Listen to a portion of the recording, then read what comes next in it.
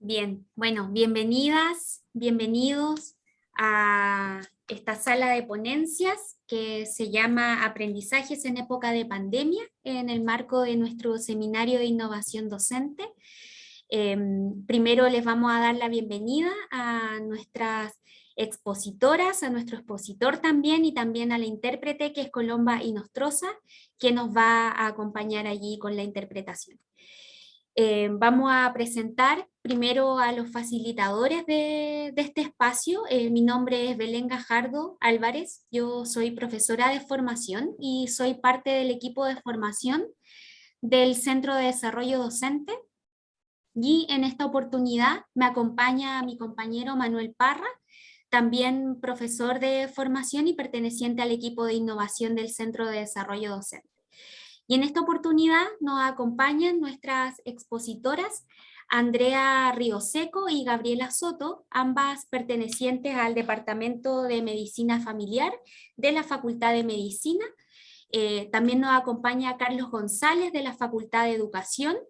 También nos acompaña Chantal Joanet, quien es la directora del Centro de Desarrollo Docente de la Pontificia Universidad Católica de Chile, y también Violeta Fernández, también perteneciente al equipo del Centro de Desarrollo Docente, que también nos va a acompañar con su ponencia. Muchas gracias, Belén. Bien, vamos a dar algunas instrucciones generales antes de comenzar. Bueno, los ponentes van a tener aproximadamente 15 minutos para su ponencia. Luego de estos 15 minutos, nosotros por el chat les vamos a estar avisando cuando les resten 4 minutos de su tiempo asignado, y luego de eso tendremos una ronda de preguntas de aproximadamente 10 minutos para que puedan estar atentos, las cuales vamos a estar muy atentos con Belén de poder ir tomando nota y canalizándola a través del chat, y algunos asistentes que ya se están conectando a través de esta sala de Zoom van a poder, quizás, sí que existe la posibilidad de que ellos lo quieran también, activar sus micrófonos para poder preguntar directamente sobre los temas que los y las ponentes están exponiendo hoy día en nuestra sala. Bien, vamos a comenzar entonces con Andrea y con Gabriela, así que vamos a dar paso para ellas. Sí, vamos a comenzar con esa ponencia que se titula Aprendizaje y servicio en la comunidad, una experiencia en tiempos de pandemia, y también aprovecho de darles la bienvenida a quienes se están integrando también a esta sala para que puedan aprender también de lo que nos va allí a comunicar Andrea y Gabriela. Así que el espacio es todo suyo, Andrea y Gabriela. Gracias. Muchas gracias, muchas gracias Belén y Manuel. Como decía Belén, nuestra presentación se titula Aprendizaje y servicio remoto en medicina comunitaria, desafíos y oportunidades en tiempos de pandemia, y somos Andrea Rioseco y Gabriela Soto del Departamento de Medicina Familiar de la Facultad de Medicina. Este es nuestro cronograma. Vamos a partir con los antecedentes, después resultados de aprendizaje de nuestro curso, descripción del servicio, cómo fue diseñado este curso, resultados y conclusiones. Entonces, como antecedentes contextuales y conceptuales, podemos contarles que en la literatura está descrito cómo este cambio que ocurrió con la pandemia dio paso a que las actividades normalmente presenciales pasan a ser en línea o semipresenciales, y que es un gran desafío implementar un formato en fondo remoto en cursos que tienen el foco en el contacto precoz, tanto clínico como con la comunidad, que es el foco que tiene nuestro curso, ¿ya? Entonces esto era un gran desafío al comienzo de la pandemia para nosotras.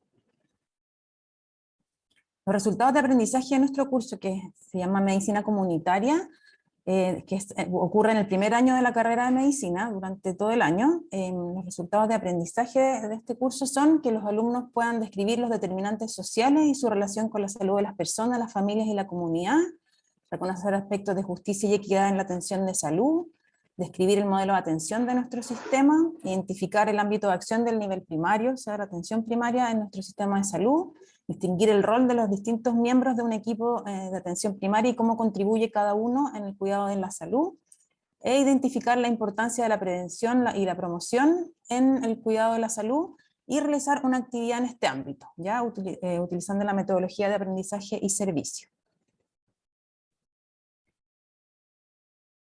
Entonces, ¿cómo es el servicio que ocurre durante este curso?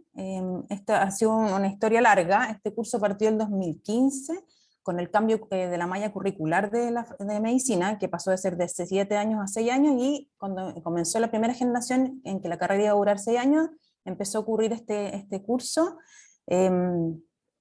que como decía, incluía este A+S, que originalmente era presencial, en que los alumnos iban a los SFAM, que pertenecen a la red áncora de la red de salud de la Católica, y ya llevamos 4 o 5 años con este curso, con este diseño en el fondo, y empezó a surgir la necesidad de reformular la A+S por muchas razones. Hay varias razones detrás de eso, no vamos a profundizar, pero especialmente porque este servicio ya no significaba una necesidad para los equipos, ¿ya? Los alumnos iban a hacer chequeos de salud o controles de salud a pacientes sanos, y por varias razones esto dejó de ser una necesidad de los equipos, y que eran nuestros socios, y empezó a perder fuerza en el fondo el compromiso de los socios, y como este A+S resolvía una necesidad real, así que ya estábamos replanteándonos y llegó la pandemia.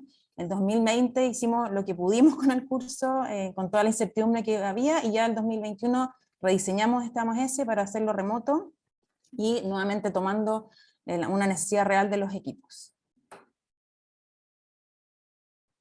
Entonces, ¿cómo se define en la literatura un A+S remoto? Que se describe como el e-service learning, en que una o ambas partes del servicio, en el fondo el diseño y la ejecución del servicio, una o ambas partes se realizan completa o parcialmente a distancia, ¿ya? Entonces hay A+S tradicionales que son 0% online, que ocurre todo presencialmente y en terreno, y hay distintos grados de cómo esto va ocurriendo ya hacia el extremo de lo 100% online, que es el caso nuestro, que fue un A+S 100% online. Ya, entonces, ¿en qué consistió este A+S remoto que comenzó este año? En que los alumnos crearon material educativo para uso remoto o presencial dirigido a pacientes adultos y sus familias de los SFAM de la red Áncora, que están ubicados 2 en la comuna de Puente Alto y 1 en la comuna de La Pintana, que son centros de salud familiar, o sea, de atención primaria, que pertenecen al Servicio de Salud Suroriente y que son parte de la red de la Universidad Católica, ¿ya? Entonces la idea era crear material educativo que los equipos pudieran usar con los pacientes en atención presencial o en sus teleatenciones que empezaron a ocurrir como consecuencia de la pandemia. Entonces, ¿quiénes son nuestros socios? Siguieron siendo los equipos de salud, que fueron nuestros socios desde el comienzo del curso. Dentro de ellos hay nutricionistas, médicos, enfermeras, kinesiólogos, que ellos en el fondo son representantes del equipo. Ellos como persona eran el socio representante de un equipo que era como el socio, como el foco en el fondo, nuestro socio final. Y cada centro designó quién era el socio, o sea, este profesional que iba a representar al equipo, y ellos mismos eligieron qué experiencia se querían abordar ellos en estas cápsulas. Ya nosotros les contamos qué queríamos hacer, o este material educativo en general, y nosotros les pedimos que ellos hicieran un listado de los temas que necesitaban que abordáramos, ¿ya?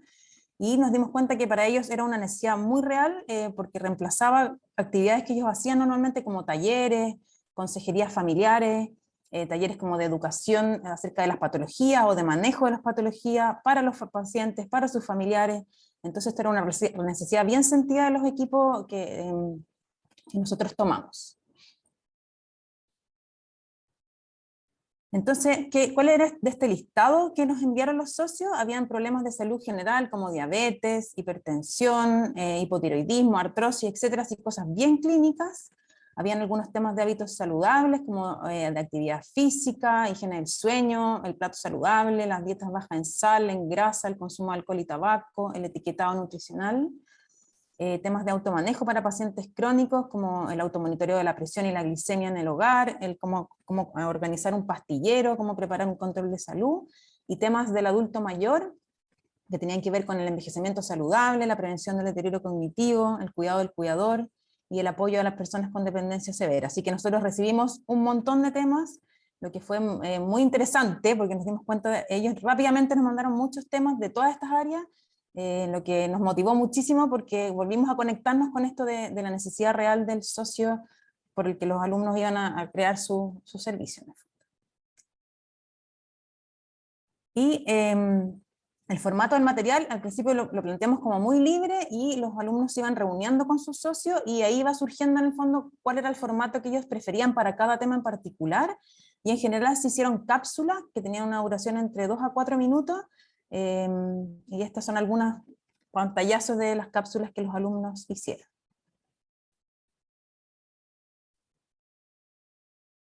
Entonces, acerca del diseño de este curso dura 5 semanas, se repite 4 veces en el año a un cuarto de los alumnos de primer año, ¿ya? Y como dije al inicio, dentro de sus contenidos y sus objetivos de aprendizaje está el tema de los determinantes sociales, el cuidado centrado en la persona, la medicina preventiva, el trabajo en equipo y la medicina narrativa, que nosotros la tomamos como una forma de que los alumnos pudieran reflexionar acerca de este A+S. Entonces las primeras 2 semanas son clases más bien teóricas prácticas, con mucho trabajo grupal, en que hablamos de determinantes, medicina preventiva, acerca del modelo de atención de nuestro sistema, que es centrado en las personas. La semana 3 tienen algunos inputs prácticos, tienen un taller de trabajo en equipo, y un taller de principios y prácticas de aprendizaje de adultos. Y luego en las semanas 4 y 5 ya viene el diseño de su servicio. Se reúnen con los socios con una pauta que armamos nosotros semi-estructurada, tienen tutorías con nosotros en que vamos viendo sus avances, sus guiones, hacemos feedback con los socios vía mail, y ellos van revisando los temas específicos. Cuando eran clínicos ahí se metían bien en profundidad, y al final es la presentación de su A+S, en que participaba todo el grupo, con nosotros los docentes y los socios, en que todos participábamos haciéndole una retroalimentación constructiva al terminar. Y en el tema de la reflexión está esto de la narrativa. Ellos hacen un taller de medicina narrativa para luego escribir una narrativa reflexiva sobre su experiencia. Hay mucha reflexión en las tutorías y hay un informe final que se entrega grupalmente, se prepara grupalmente para que haya una reflexión grupal acerca de la experiencia. Ya, y en relación a los resultados de la experiencia, estos son datos del 2021.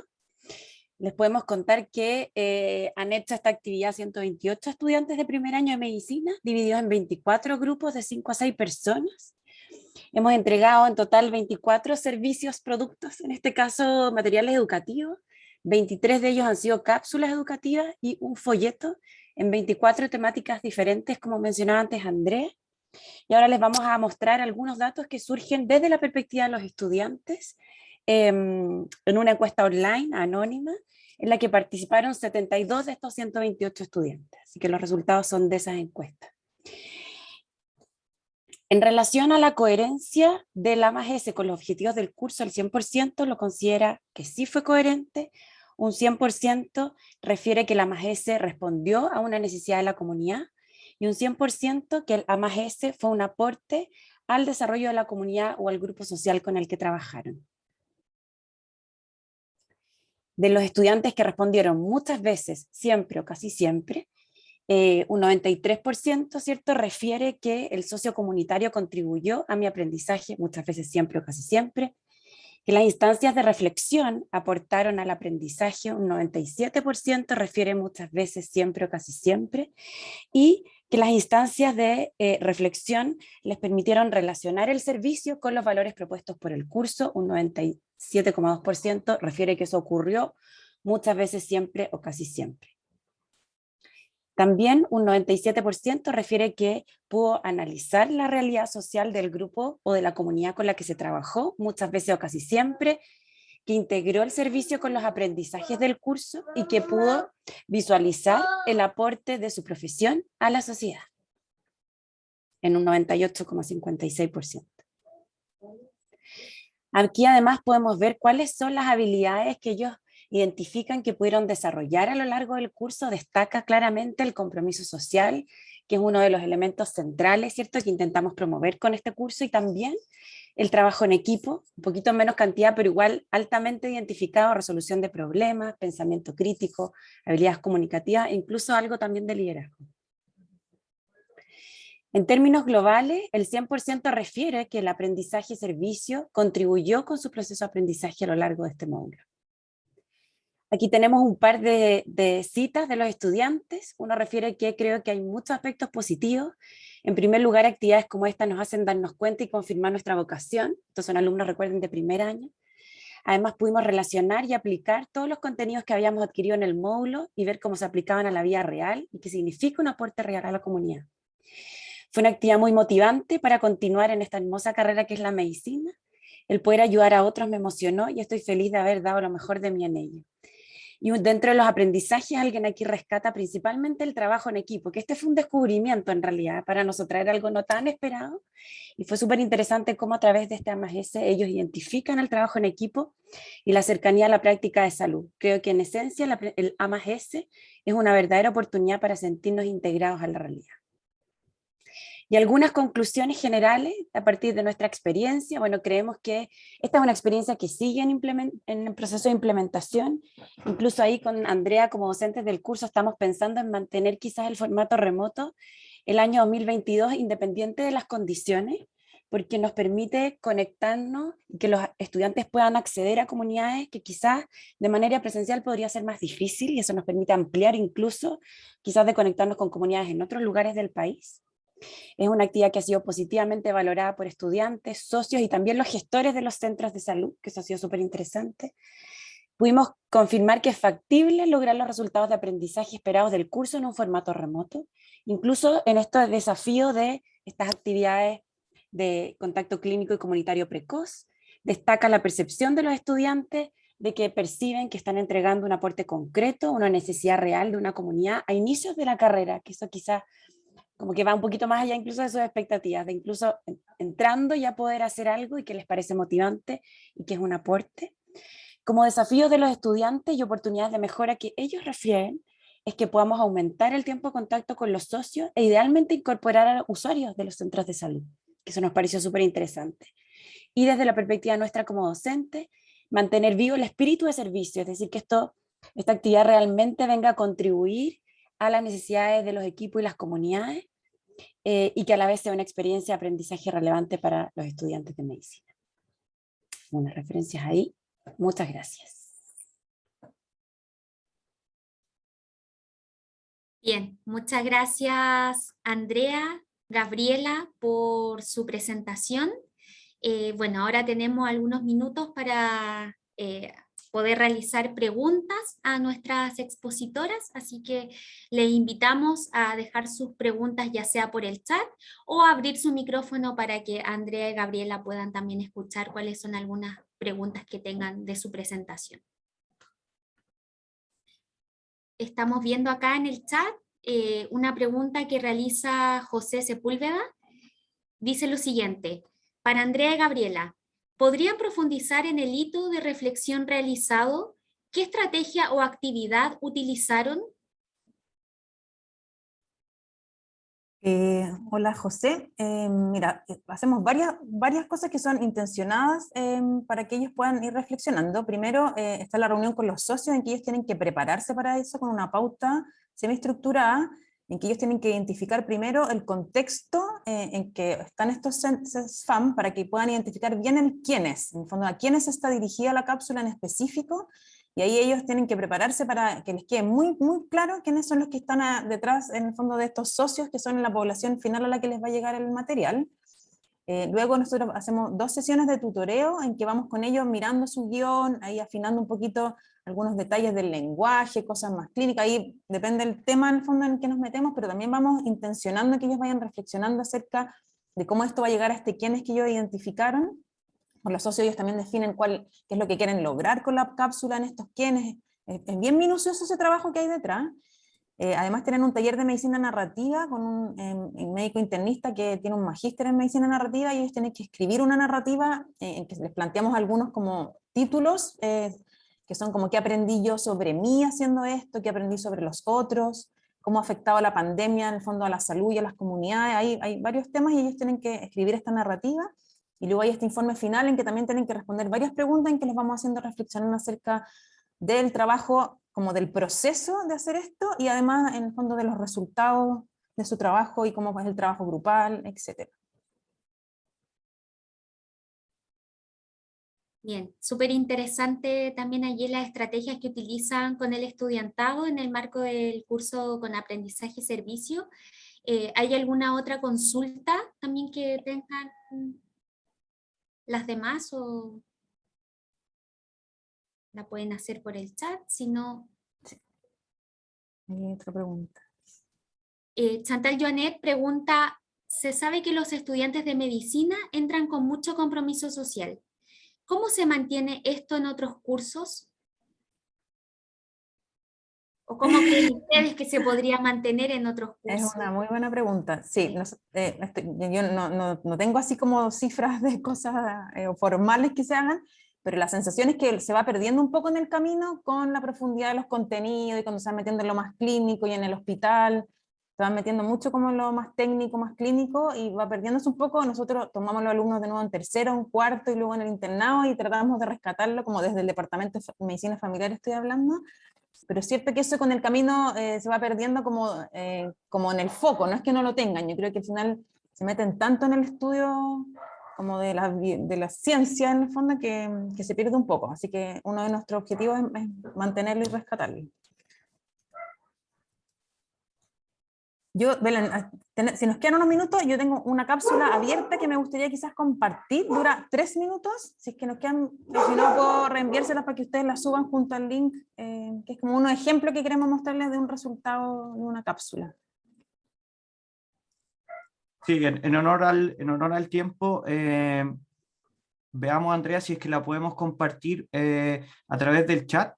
¿Ya? Si podemos compartir ese link y así respetamos también el espacio que tienen los demás ponentes, ¿ok? Pero para que sin duda igual la puedan ver, tú la puedas enviar a través del chat, ¿te parece? Súper, Sí. lo voy a hacer ahora.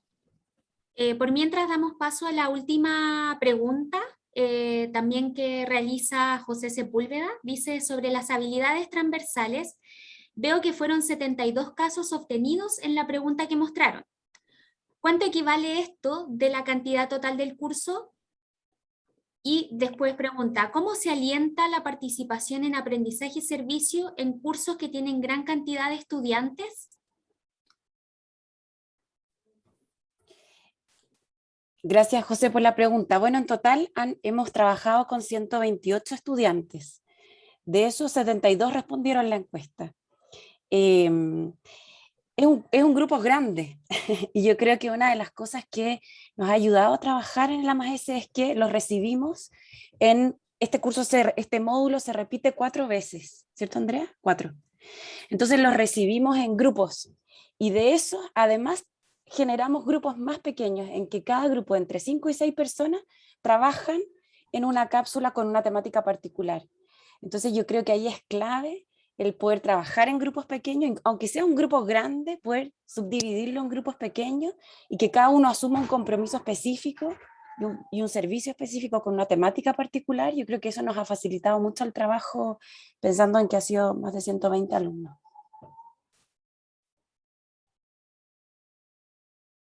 Bien, vamos a dar término a esta ponencia. Le agradecemos muchísimo a Andrea y Gabriela por todo lo que nos comentaron hoy día. El link del material ya está disponible para que lo puedan revisar a través del chat, para que lo puedan ver y bueno, cualquier comentario, cualquier consulta van a poder encontrar también a Andrea y a Gabriela en la feria, ¿cierto? Del seminario, así que ahí van a poder ver sus contactos, intercambiar algunas experiencias, opiniones y poder, en definitiva, estar ligado a lo que ellas nos acaban de decir. Muchas gracias, Andrea y Gabriela, nuevamente. Gracias a usted. Gusto, gracias. Gracias. Vamos a dar ahora el paso a Carlos González, Belén. Sí, Carlos pertenece a la Facultad de Educación, como había mencionado al inicio, y nos va a presentar su ponencia que se titula Desafíos y dinámicas en contextos de clases virtuales. Adelante, Carlos.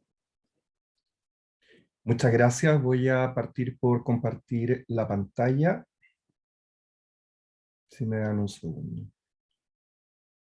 ¿Ven ahí? Sí, sí se ve. Sí, vemos, Carlos. Se ve En la súper bien. presentación. ¿Sí? En la presentación. Sí, todo bien. Adelante. Ok, un segundo. Ok. Bien, gracias por estar en esta presentación que se titula Desafío y dinámica en contextos de clases virtuales. Y esta presentación está basada en los resultados preliminares de un estudio que hemos realizado en docencia virtual en tiempos de pandemia. Es un estudio que hemos realizado en el contexto del núcleo Milenio sobre experiencia de estudiantes en educación superior. Y además de estar yo obviamente en este trabajo, hemos colaborado con Daniel Ponce y Denise Zúñiga, que son estudiantes de doctorado, Natalia Roja y Paz Fuente, que son asistentes de investigación, y también Violeta Fernández nos ha ayudado desde el Centro de Desarrollo Docente. Primero que todo, yo creo que es importante destacar que estos han sido tiempos muy excepcionales para la educación superior, tanto en Chile como globalmente. Como todos y todas sabemos, la pandemia ha sido muy disruptiva con el sistema de educación superior, y además en Chile antes de esto tuvimos el estallido social, que también afectó directamente el sistema, y estos elementos, y particularmente la pandemia, nos han llevado a tener que trabajar en este contexto que se ha llamado docencia remota de emergencia, donde todos y todas los profesores, profesoras, tuvimos que rápidamente movernos, ¿cierto?, a esta docencia 100% en línea. Entonces, en ese contexto y previo a esta total disrupción del sistema, nosotros como grupo nos encontrábamos trabajando en hacer un estudio sobre docencia en la educación superior en Chile, debido a una serie de elementos que son importantes de tener a la vista y habían motivado el estudio, que son los que ustedes ven en la diapositiva. Por ejemplo, esta idea de que los procesos de masificación con una población crecientemente diversa de estudiantes, también el fenómeno de abandono que vive el sistema, donde alrededor del 40% de los estudiantes del sistema lo abandonan antes de completar su estudio, y la necesidad de generación de capacidades, ¿cierto?, para que los estudiantes puedan insertarse productivamente en una economía del conocimiento globalizada, y también puedan avanzar a ser ciudadanos, digamos, que se integren apropiadamente a la sociedad, generaba esta necesidad, ¿cierto?, de una docencia más profesional, más activa, digamos, y donde, por cierto, se han desarrollado una serie de acciones en el contexto nacional para poder llevarlas, para poder mejorarla, particularmente la más relevante probablemente la instalación de centros de desarrollo docente a partir del año 2007 en Chile, ¿cierto? Pero también existen reportes internacionales y también locales que han sido bastante críticos de esto, y que han mostrado, como por ejemplo dice el informe de Roxana Pei, que más allá de los profesores comprometidos con la innovación, esta no estaría llegando a la sala de clases, donde aparentemente se seguirían materializando prácticas más bien tradicionales. Y este es un informe que ya tenía varios años, por lo tanto era importante echarle una mirada a qué estaba pasando.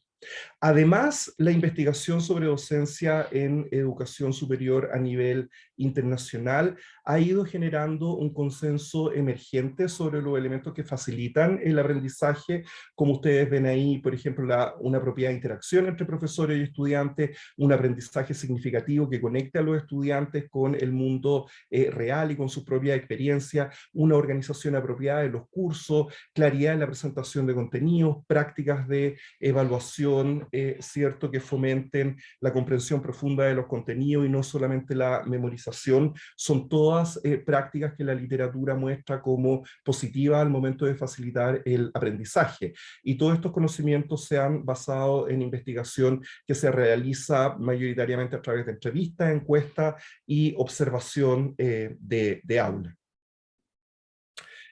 Nosotros, como les comentaba, en este escenario nos encontrábamos cuando vino, cierto, primero el estallido social y luego la pandemia.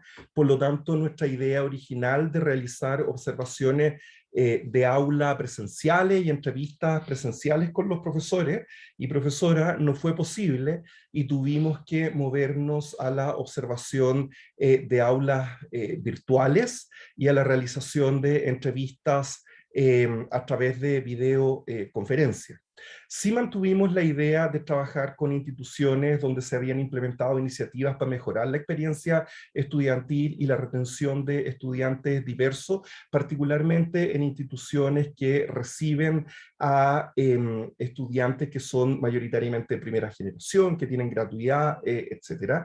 Y en ese contexto entonces trabajamos con una universidad pública regional, una universidad privada y un instituto profesional, y convocamos a participar en este estudio a profesores y profesoras que fueran reconocidos como buenos docentes, ya sea porque habían recibido algún premio por su buena docencia o porque estaban participando o habían participado en programas de innovación en docencia o de investigación en docencia. Respecto de los métodos, nosotros originalmente estábamos trabajando o partimos trabajando con un protocolo de observación de aula bastante usado en la literatura internacional que se llama Scopus, que consideramos apropiado, puesto que es un instrumento que trata de hacer una perspectiva descriptiva de lo que pasa en las clases, es un instrumento estructurado, por lo tanto se pueden comparar entre distintas observaciones, y es un instrumento que con una capacitación relativamente breve permite a las personas que van a hacer la observación poder realizarla, al contrario de otros instrumentos que la curva de aprendizaje, digamos, de los códigos y cómo codificar lo que se está viendo en las observaciones es bastante amplia. Sin embargo, como les comentaba, debido a la pandemia tuvimos que trabajar más este instrumento y finalmente terminamos materializando un instrumento un poco diferente que se llama Optic, que está basado en Scopus, pero que finalmente trata de rescatar las particularidades del contexto en línea, como por ejemplo el uso de chat para generar interacción, como por ejemplo el uso de tecnologías como Mentimeter, Kahoot, etcétera, Padlet, que se han usado en este contexto, las salas de grupos pequeños, etcétera. También tuvimos que adaptar la pauta de entrevista para este nuevo contexto en línea. Y finalmente logramos trabajar con 33 profesores, 16 hombres y 18 mujeres, 21 que provienen del área de Ciencias Sociales y Humanidades y 13 de Ciencia, Tecnología y Salud. Y ahí es importante mencionar que nuestra muestra se cargó un poquito hacia el área de Ciencias Sociales y Humanidades porque siempre es un poco más difícil, digamos, y nos ha costado mucho involucrar a profesores del área más de Ciencia y Tecnología. Nosotros realizamos 2 observaciones por profesor. 2 codificadoras realizaron la observación, la codificación de cada una de las observaciones. Obtuvimos un capa de Cohen para el instrumento completo que está en un rango muy bueno, digamos, según la literatura, y vamos a presentar ahora un análisis descriptivo de lo que encontramos. Y además entrevistamos a cada uno de estos profesores y profesoras con 2 codificadoras que trabajaron la entrevista y realizamos un análisis temático. Pasemos ahora entonces a ver los resultados descriptivos que nosotros tenemos preparados acá. Y es importante mencionarles que en esta primera diapositiva lo que mostramos son los códigos más prevalentes de los profesores, los que son calculados de la siguiente manera. Por ejemplo, si una clase tiene 60 minutos, dado que los codificamos cada 2 minutos, hay 30 intervalos, y si ambos codificadores marcaran un código en particular 15 intervalos, el código se registraría 50% del tiempo, dado que está en la mitad de los intervalos totales de esta clase en particular. ¿Okay? Entonces, esa es como un poco la forma para que ustedes tengan claridad sobre cómo lo hicimos. Y en primer lugar, acá, yendo a los resultados propiamente tal, lo que es interesante es mostrar que el código LEC, que implica el profesor haciendo una presentación, es el más prevalente, seguido de PPT, o sea, el uso de PowerPoint, que a menudo se marcan en conjunto. Es decir, acá estamos viendo un profesor mayoritariamente haciendo una presentación con un PPT. Luego aparece el código CMR, que implica que los profesores están haciendo una vinculación de los contenidos con el mundo real o el mundo profesional que les va a tocar enfrentar a los estudiantes en el futuro. Luego, en un rango de entre 30 y 50%, encontramos códigos que tienen que ver con los profesores haciendo algún tipo de preguntas e interactuando con los estudiantes. En tercer lugar, en un rango entre 20 y 30% vemos códigos más variados que tienen que ver con administración de las clases, con organizar, con uso de TICs, etc. Y finalmente hay varios códigos que tienen valores menores al 10% que tienen que ver con otros elementos como usar el chat, etc. ¿Ya? En resumen, entonces, esta primera lámina nos muestra que hay una prevalencia de los códigos individuales que nos da cuenta de profesores realizando exposiciones e involucrándose en interacción con los estudiantes a través de las preguntas, o sea, tanto transmitir contenidos como interactuar. Interesantemente, el código de vincular los contenidos con la realidad aparece como el tercero más prevalente. En esta diapositiva mostramos los códigos agrupados para cada uno de los profesores participantes en este estudio. Hicimos una agrupación conceptual en este momento y que ustedes ven a la base del gráfico que tiene que ver con profesores presentando información, guiando y acompañando, enfocándose en temas administrativos, realizando retroalimentación y estimulando el aprendizaje significativo, en espera y usando distintas tecnologías. Como pueden ver, los códigos más prevalentes que están acá en azul y en naranjo son presentando información y guiando y acompañando, y además este código azul que tiene que ver con retroalimentando y estimulando el aprendizaje significativo. Acá lo que hicimos fue agrupar los códigos, agrupar los códigos por cuartiles, ya estos códigos agrupados. Y para hacerlo tomamos como base el código agrupado presentando información.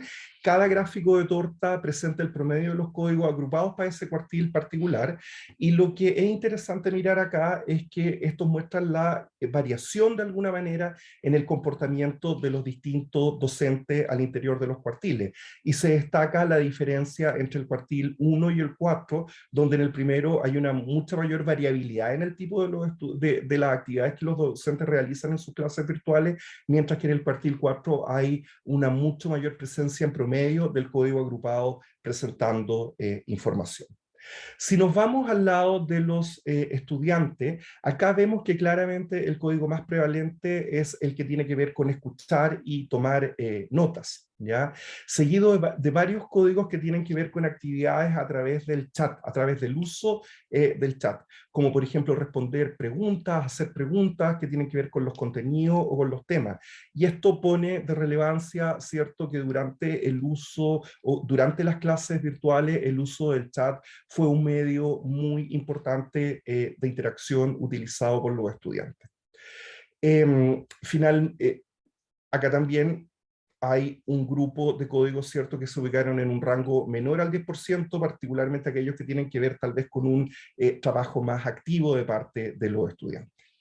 Al igual que los profesores, acá agrupamos los códigos, ¿cierto?, para mostrar cuáles son los más prevalentes, y coherente con el gráfico que les mostraba antes, aquellos que más aparecen son escuchando y tomando notas, que son los códigos los códigos agrupados en azul, ¿sí? Y utilizando el chat, que son aquellos en naranjo. También es importante que, al igual que para el caso de los profesores,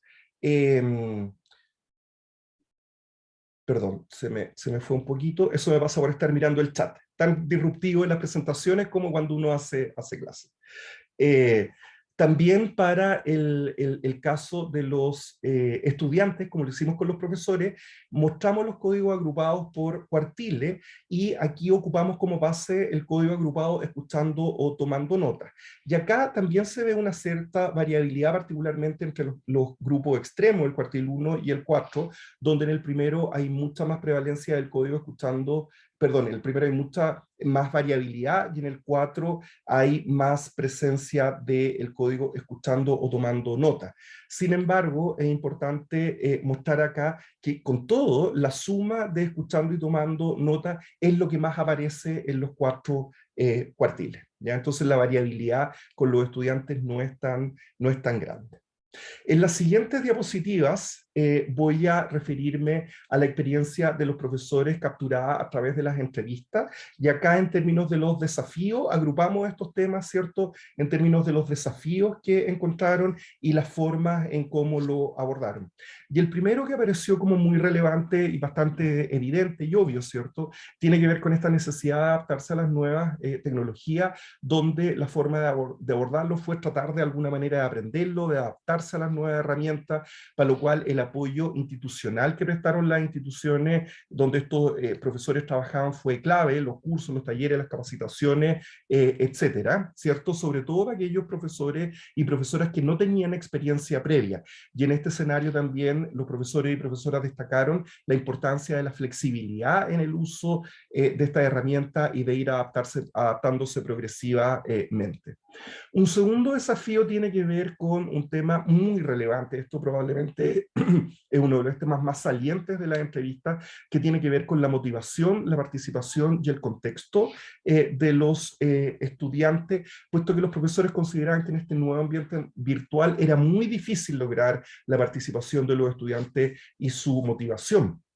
Elementos como las cámaras apagadas, la falta de interacción o la interacción solamente a través del chat, como nos mostraban los resultados de las observaciones, generaba estos problemas, y al mismo tiempo, ¿cierto?, estaban los elementos del contexto de los estudiantes, donde muchos no tenían acceso a internet de calidad, o no tenían un espacio apropiado, o no tenían un computador, un tablet para poder seguir apropiadamente las clases. Entonces, acá la forma de abordar estos desafíos tuvo que ver, ¿cierto?, con una serie de acciones para involucrarlos, que tenían que ver con estrategias pedagógicas donde pudiera haber un mayor tipo de interacción con los estudiantes, y también surgió con mucha fuerza el tema de la empatía con las condiciones materiales de los estudiantes. Relacionado con lo anterior, un gran desafío para los profesores y profesoras con que trabajamos y entrevistamos fueron las adaptaciones pedagógicas que tuvieron que realizar, ¿cierto? Y su forma de abordarlo fue la incorporación de estrategias variadas relacionadas con ver cómo motivar, para hacer participar a los estudiantes, tener en cuenta su contexto, y en este escenario los profesores le dieron énfasis tanto a la transmisión de los contenidos que ellos tenían que entregar en su curso, y también ser guía y facilitador y promover la interacción, y esto yo creo que también se visualiza de alguna manera en los gráficos que mostraban la codificación de las observaciones, ¿ya? Y finalmente, en esta experiencia de profesores, el último gran desafío, y que también surgió de manera muy clave y muy saliente, tiene que ver con el incremento de la carga laboral, que fue algo que por todos los desafíos anteriores y todas las acciones que los profesores y profesoras tuvieron que realizar para poder abordarlo, ¿cierto?, se incrementó significativamente la carga laboral, y aquí los profesores mencionaron mucho su capacidad de resiliencia para poder enfrentarlo, aunque este es un tema no resuelto completamente, donde los profesores y profesoras siguen sintiendo un incremento en la carga laboral, un nivel de estrés muy alto en este escenario. Y va a ir cerrando, ¿cierto?, algunos elementos de la discusión. Mencionarles que en general estos resultados muestran, ¿cierto?, que los profesores tuvieron tanto la intención como también materializaron la idea de avanzar tanto en la transmisión de los contenidos que ellos veían necesarios de ser transmitidos en este contexto, y también con un foco en la interacción, para lo cual ocuparon muchas herramientas tecnológicas. Sin embargo, del lado de los estudiantes, se apreció más bien una disposición pasiva o de generar una interacción a través del chat. O sea, a pesar de que los profesores trataron, ¿cierto?, de generar una mayor interacción, de enfocarse en los contenidos, los estudiantes mayormente, al menos en lo que nosotros vimos, aparecían en esta perspectiva más pasiva, si uno quiere. Respecto de las posibilidades de aumentar la interacción, emerge el valor de la tecnología como un elemento clave, porque, como les decía, los profesores ocuparon variadas herramientas para poder avanzar en esta dirección, ¿cierto? Y eso genera preguntas sobre cómo poder integrarla en un futuro pospandémico. El énfasis en la comunicación y la empatía fue algo clave también en el contexto de pandemia, donde los profesores dieron cuenta que estar en permanente comunicación, tener conciencia de las realidades de los estudiantes era clave. También el apoyo a los docentes apareció como un elemento muy importante, donde se valoró mucho las capacitaciones en uso de tecnología, pero como les mencionaba, el tema de la sobrecarga de trabajo apareció como algo muy sustantivo, ¿ya? También es importante mencionar además el desarrollo de los instrumentos que nosotros generamos acá, la pauta de observación para la clase en línea, la observación que genera o puede generar una conversación sobre cómo estamos evaluando la docencia y cómo podemos tal vez mirar otros instrumentos además de los que ya habitualmente utilizamos. Y finalmente, cierto, para cerrar la presentación, estoy un poquito pasado, yo creo que es importante reflexionar sobre que este ha sido un tiempo de enorme aprendizaje para los profesores y profesoras, de materialización del uso de tecnologías de aprendizaje, las que por tantos años, como todos nosotros sabemos, ¿cierto?, prometían revolucionar la educación, y tuvo que venir una pandemia para que esto pasara. Fue un tiempo también, o ha sido un tiempo de mayor empatía con los estudiantes, y por lo tanto se abre esta pregunta de cómo capitalizar y no perder lo aprendido, de continuar innovando, ahora que todos y todas aprendimos de alguna manera a ser innovadores un poco a la fuerza, ¿cierto? Y esto obviamente es una pregunta abierta hacia el futuro post-pandémico que se vislumbra y que yo creo que es importante que le echemos una mirada. Muchas gracias. Bien, muchas gracias, Carlos, por ese interesante estudio que presentaste. Vamos a dar algunos minutitos para preguntas. Pueden hacerla a través del chat o también abriendo su micrófono para poder mencionar sus inquietudes también que le haya quedado, o comentarios también a propósito de la ponencia de Carlos.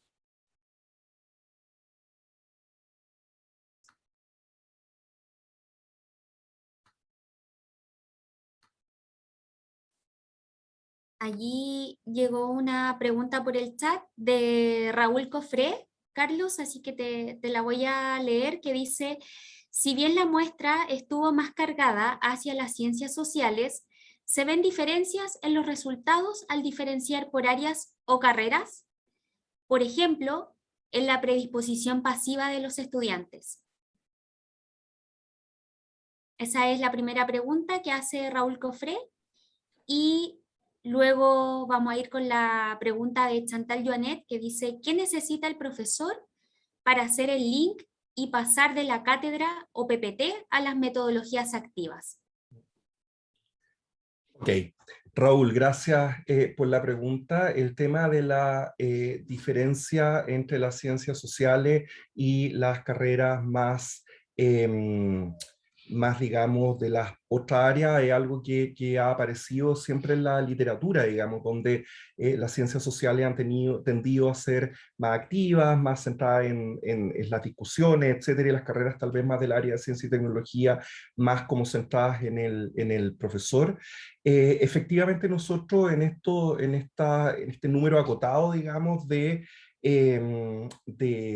profesores que observamos y entrevistamos, vimos un poco eso también, ¿cierto? Donde en ciencias sociales y humanidades hay mucha más interacción. No lo separamos acá, no está separado, presentamos los resultados agregados, pero vimos un poco ese tema desde la perspectiva de los profesores. Ahora, la predisposición pasiva de los estudiantes fue algo que cruzó todas de alguna manera, todas las observaciones que nosotros vimos, ¿ya? Entonces, eso como para responder un poco tu pregunta.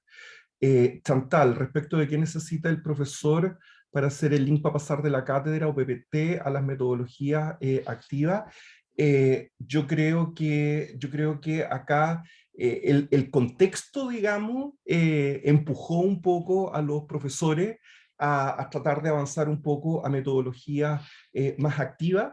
esta necesidad que los profesores expresaban de tratar de mantener la motivación, la participación de los estudiantes, ¿cierto? Mostró que el tema de generar preguntas, etcétera, de conectar con el mundo real, emergiera. Sin embargo, como ustedes vieron también, todavía parece muy prevalente el profesor exponiendo, ¿cierto? Con diferencia, obviamente, entre los distintos profesores, pero cuando uno lo ve como un agregado, todavía está muy presente. Y por eso mismo yo mencionaba cómo aprender un poco de estas acciones que los profesores realizaron para tratar de fomentar la participación, de fomentar la motivación, cómo podemos avanzar un poco en el futuro post-pandémico, que eso no se pierda, digamos, y que nos mantengamos siempre en el tema de una clase más bien enfocada en el profesor. Entonces, eso respecto a esa pregunta. Bien, tenemos las últimas dos preguntas para Carlos. María Paz Hidalgo, Brito, dice, muchas gracias, muy interesante. Una duda, ¿el estudio mide la correlación entre la evaluación docente y el uso de metodologías? Y por último, José Sepúlveda pregunta, ¿dónde podemos encontrar el estudio para revisarlo? María Paz, súper interesante y nos da una idea ahí. Nosotros no lo hemos hecho, no medimos el estudio, no vimos la correlación entre la evaluación docente y el uso de metodología. Eso es como la respuesta corta. Sin embargo, creo que podría ser algo interesante, pero que al leer la pregunta me genera algunas dudas, porque como trabajamos con varias instituciones, digamos, probablemente cada una tenga su propia evaluación docente, y habría que ver un poquito ahí cómo se puede trabajar eso para ver algo que sea más homogéneo, digamos, pero ciertamente es importante.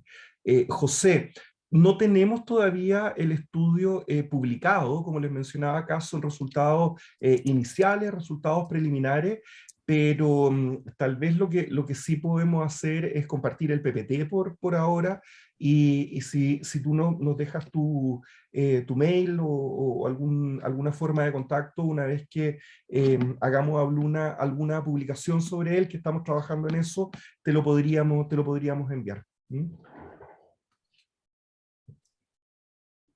Bien, muchas gracias, Carlos. Vamos a pasar con la siguiente exposición, que es de Chantal Joanet, la directora del Centro de Desarrollo Docente, que viene con su ponencia que se titula Resultados encuesta aprendizaje obtenidos por los docentes que han realizado docencia remota en el contexto del COVID-19. Adelante, Chantal.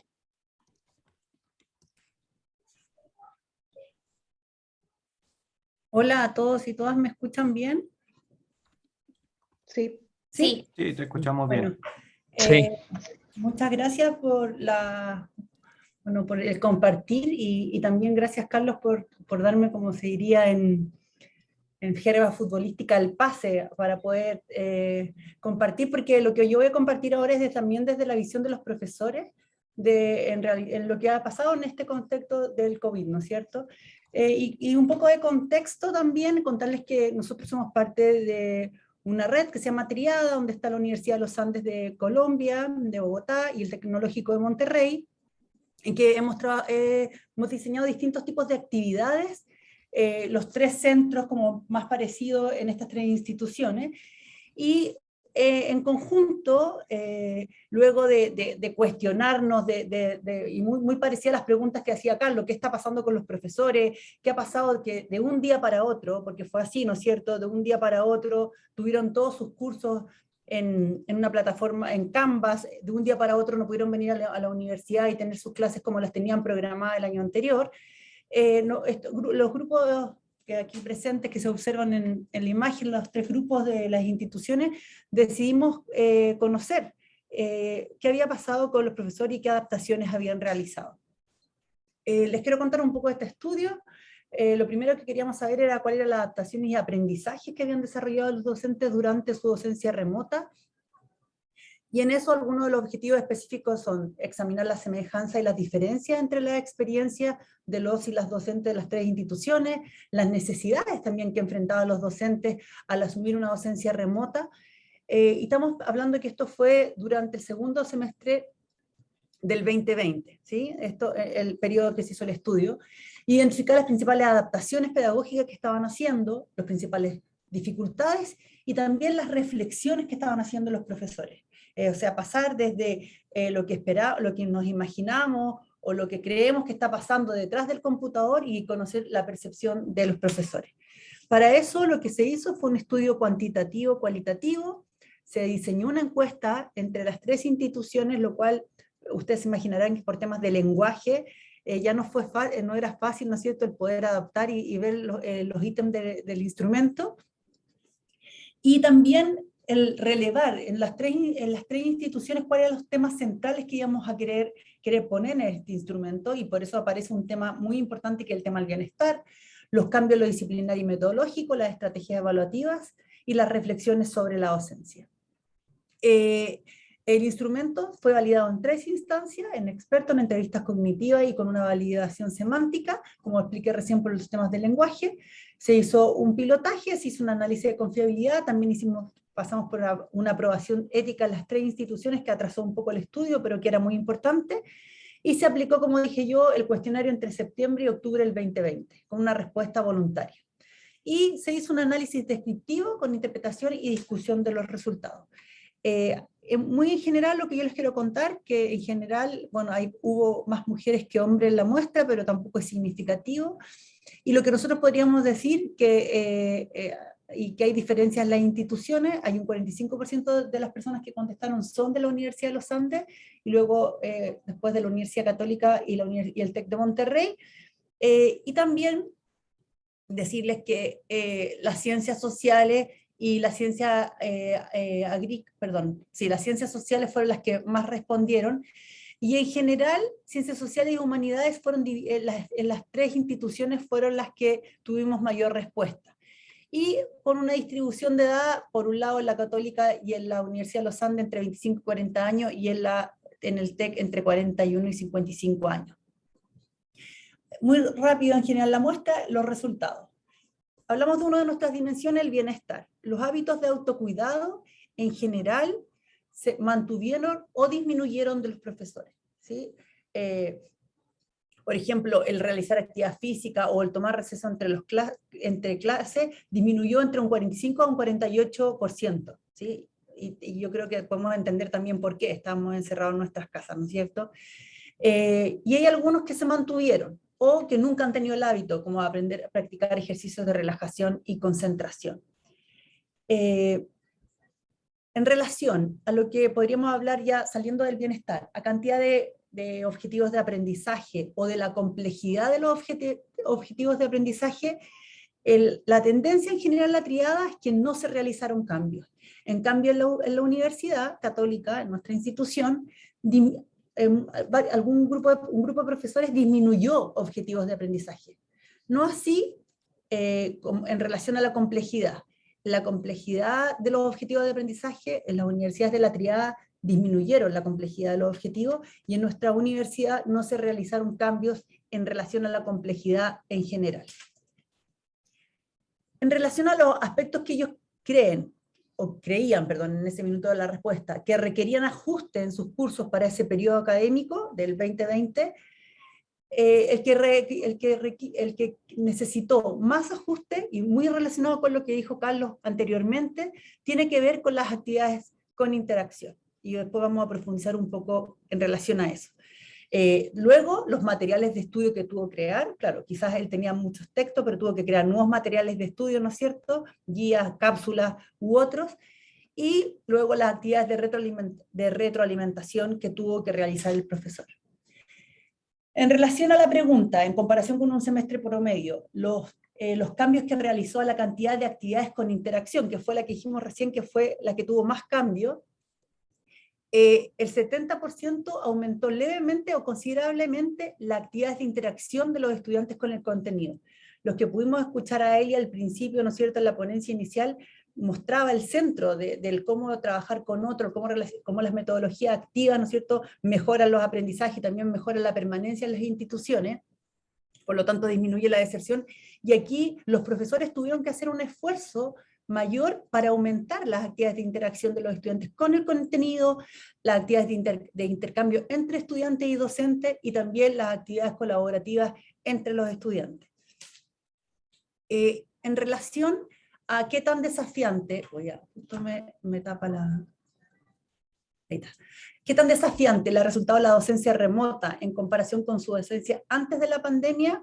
Y también muy coherente con lo que hemos escuchado anteriormente, fue mucho, lo que ha sido más desafiante es lograr la interacción con los estudiantes, con estas pantallas en negro, muchas veces que vemos ahora mismo, por ejemplo, o que vieron los profesores durante su clase, o lograr la interacción entre los estudiantes, ¿sí? Como a pesar, dentro de la clase y fuera de la clase, el cómo poder que ellos siguieran y pudieran interactuar.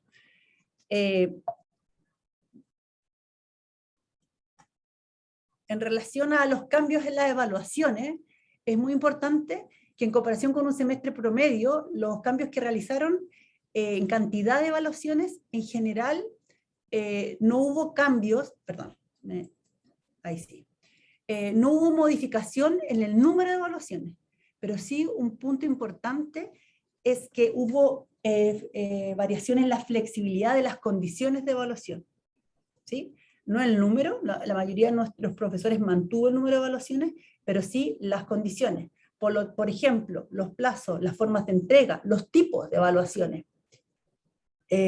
Aumentaron las evaluaciones formativas, y como dije yo también, con mayores posibilidades de retroalimentar a los estudiantes. Otro elemento muy importante, y también tiene que ver con lo que nos transmitió Carlos, es que están de acuerdo está con uno de los siguientes enunciados.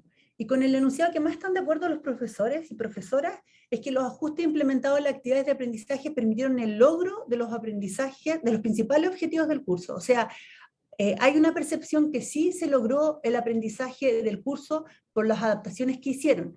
Pero hay un nuevo punto que yo siento que quizás podría darnos para discutir toda la mañana, que se empieza a poner en el centro desde la época post-pandemia, que tiene que ver con dedicar tiempo a temas emocionales de estudiantes, y que esos temas emocionales son relevantes en el proceso de enseñanza-aprendizaje.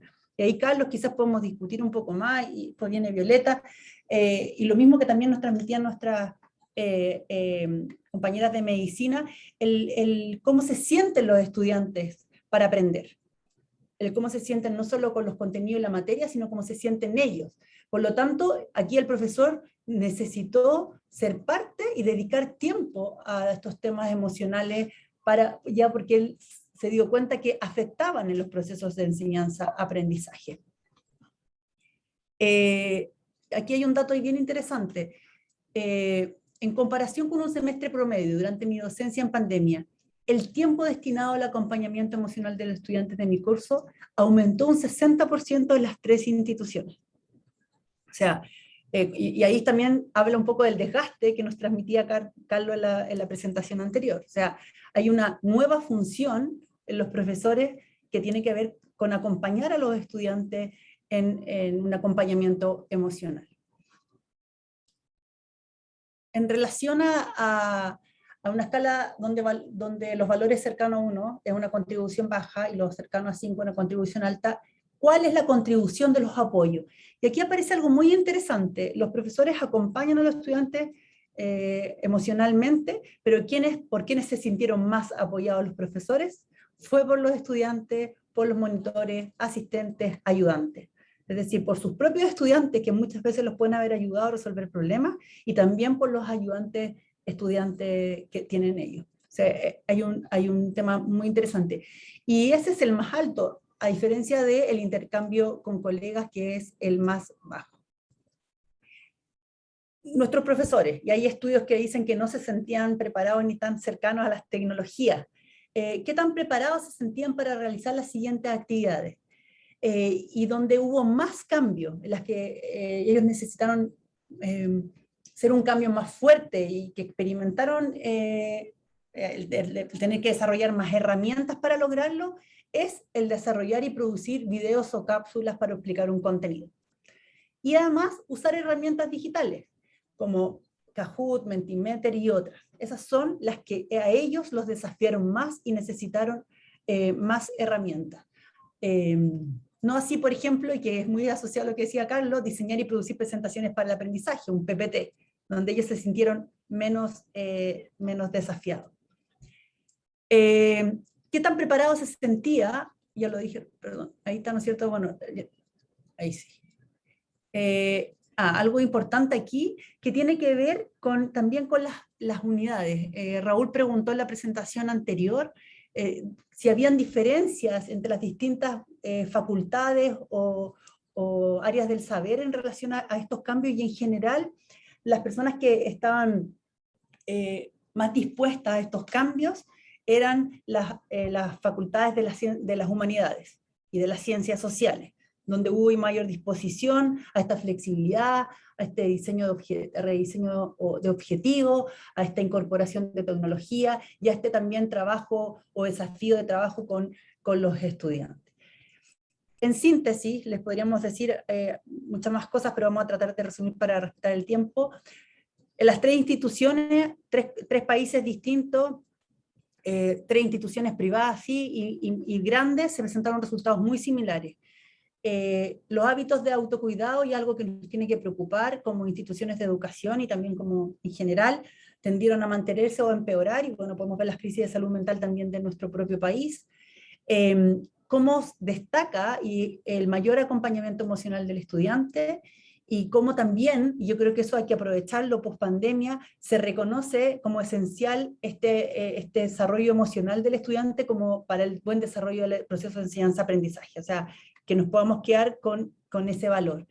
La importancia de la interacción, ¿no es cierto? O sea, el darse cuenta, y también lo dijo recién en la mañana Eli, de que uno aprende mucho mejor con otros y con otras, y el mantener el número de evaluaciones, pero el flexibilizar. Yo creo que algo que nos puede transmitir también la pandemia tiene que ver con la flexibilización. Y que los docentes se sienten mejor preparados ahora para afrontar estos desafíos, por lo tanto, quizás hay tantos aprendizajes que nosotros tenemos que mantener para los años que vienen. Y eso en general. Algo importante que me gustaría transmitir es que había un ítem abierto también en esta encuesta, que a partir de la experiencia vivida durante la pandemia explique cuáles han sido los principales aprendizajes, y aquí vamos a sintetizarlos también según la frecuencia que aparecieron estos contenidos de la respuesta abierta.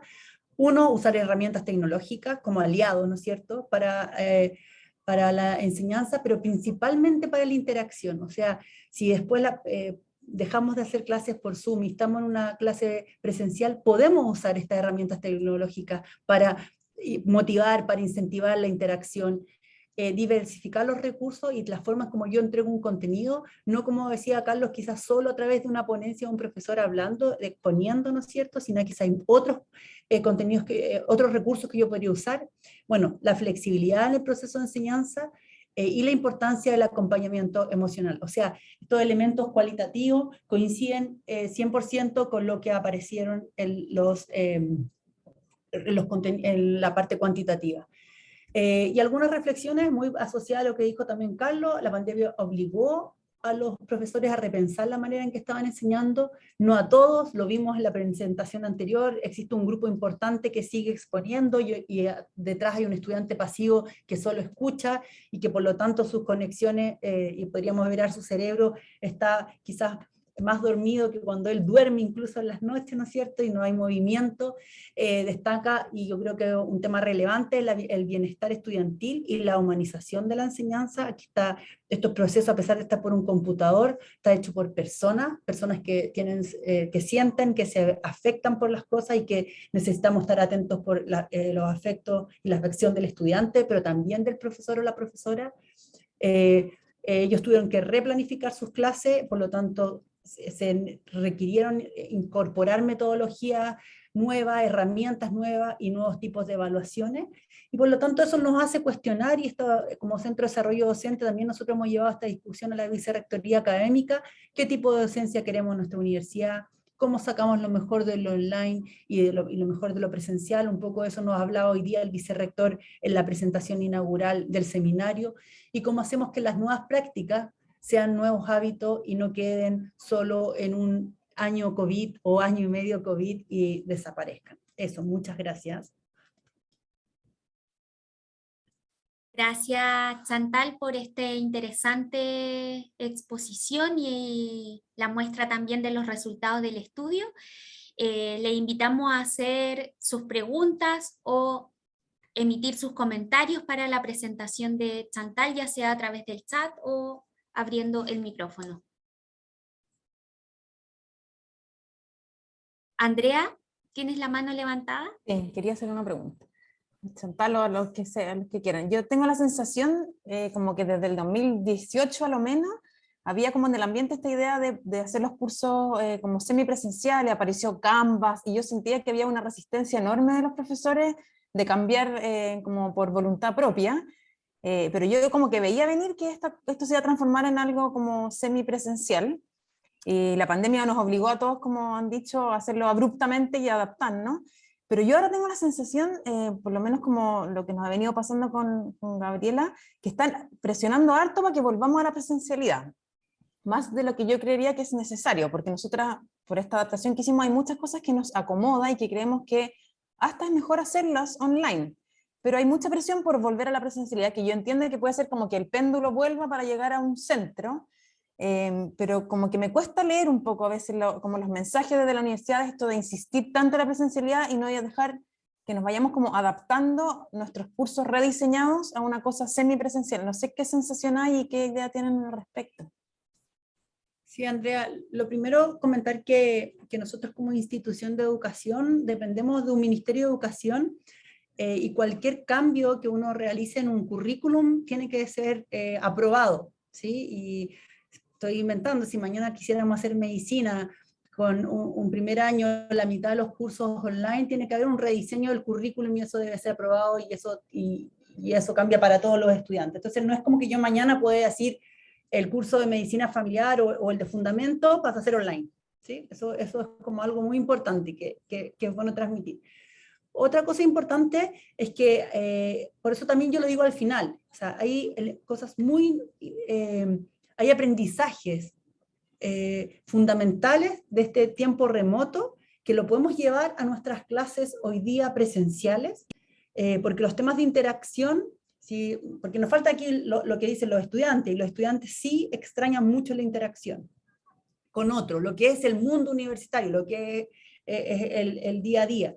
Sin embargo, hay muchos de esos aprendizajes que hay que traerlos hoy día a las salas presenciales, y quizás también flexibilizar, porque tu curso quizás hoy día podría tener dos clases programadas, ¿no es cierto?, juntas, ¿sí?, 2 periodos, y tú hagas uno presencial y el otro va a ser una actividad de clase invertida, que mañana tenemos, ¿no es cierto?, Jan Bergman en su charla magistral. Quizás ellos preparan con los materiales que tú ya habías creado, llegan preparados a la clase, y esa clase tú no la tienes presencialmente, y después la que tienes presencial la usas para lo que es lo rico de la presencialidad, que es la interacción, que es la discusión, que es la reflexión. Pero eso yo creo, y por lo que también la pregunta que le hacía Carlos, es un grupo de profesores. Pero hay otro grupo que puede todavía estar 80, 90 minutos hablando sin ningún nivel de interacción, que quizás por eso ahí yo puedo ver un YouTube, ¿sí? Y que ahí es donde nosotros yo creo que tenemos que hacer la diferencia. Entonces, lo que se espera hoy día es la vuelta a la presencialidad, no a la normalidad, porque ya no lo volvimos, pero rescatando, como dice la carta del vicerrector académico, todos los aprendizajes y los beneficios que hemos aprendido en este tiempo de docencia remota, que de hecho es muy importante, docencia remota, no online. ¿Sí? Porque no estaban diseñados, ninguna de nuestras asignaturas estaba diseñada para hacer un curso online. Muchas gracias, Chantal. Gracias, Andrea y Chantal también. Tenemos otras preguntas. José Sepúlveda señala: muchas gracias por la presentación. Tiene 2 consultas. ¿Cómo se llegó a 80 casos? ¿Fue enviado un cuestionario de forma online? Y también pregunta, cuando se habla de bajar o cambiar la complejidad en los contenidos, se refiere, perdón, que me cuesta un poco leer por el chat, se refiere, no sé si Manuel me puede ayudar un poco. Sí, Que no... dice, cuando se habla de bajar o cambiar la complejidad de los contenidos, ¿se refiere a que explícitamente se bajó un nivel, un nivel en la competencia, o es una afirmación del cuestionario donde podemos inferir que el docente bajó la exigencia del contenido? Sí, José, nosotros los 80 casos fue un cuestionario enviado desde las 3 vicerrectorías académicas de la universidad. Y yo creo, la verdad, que el momento en que fue enviado no fue el mejor momento. Entonces ya estábamos cansados de responder encuestas, pero fue enviado a una muestra de profesores, y de esa muestra los que contestaron voluntariamente son los que hoy día estamos mostrando en el estudio. En relación a cambiar la complejidad de los contenidos, hay dos elementos en relación a los objetivos, y no hablamos de contenidos, y en ningún minuto nosotros como centro también pusimos la palabra contenido, sino que pusimos objetivos de aprendizaje, para ir también en el mismo instrumento modelando que el foco no es el contenido, sino lo que queremos lograr al terminar el semestre. Había un grupo había una pregunta que podía ser, ¿disminuiste los objetivos de aprendizaje que tenía tu programa asignatura? Y otro que era, ¿disminuiste la complejidad de los objetivos? Quizás hay algún profesor que tenía 5 objetivos de aprendizaje y dijo, no voy a lograr los 5 y voy a centrarme en 3. Ese era un grupo de profesores que podría haber contestado. En cambio otro tenía estos 5, pero en vez de llegar a un nivel de análisis quizás, dijo solamente voy a llegar a un nivel de descripción, y bajó la complejidad del contenido, o sea, perdón, del objetivo, o algunos elementos de ese objetivo, ya dependiendo de lo que tuviera, si quizás, especialmente yo creo que tiene que ver con temas de profundidad. Esos son los 2 ítems, y ellos tenían que contestar a ambos ítems cuáles eran los que habían tenido más o menos cambios. No sé si quedó clara la respuesta.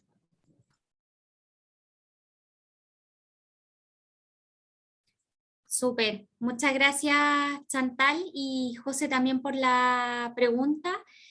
También vamos con una pregunta de Cristian Muñoz que dice, ¿hubo diferencias en los cambios de hábitos de autocuidado entre hombres y mujeres?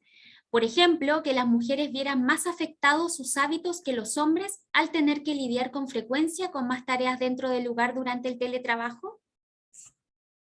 Esta es una respuesta, esta es una pregunta con ayuda, ¿sí? Que es un dato muy importante que yo creo que nos estaba transmitiendo, así que gracias Cristian. Sí, esto coincide además con un estudio que hizo la Dirección de Equidad de Género. Las mujeres se vieron más afectadas, especialmente, no en lo cuantitativo, pero sí especialmente las respuestas cualitativas hicieron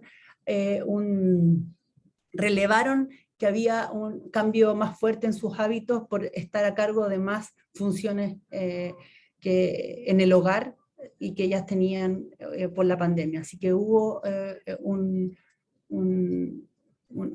así como yo dije en relación a algunas unidades y algunas edades, especialmente acá las mujeres se vieron más afectadas.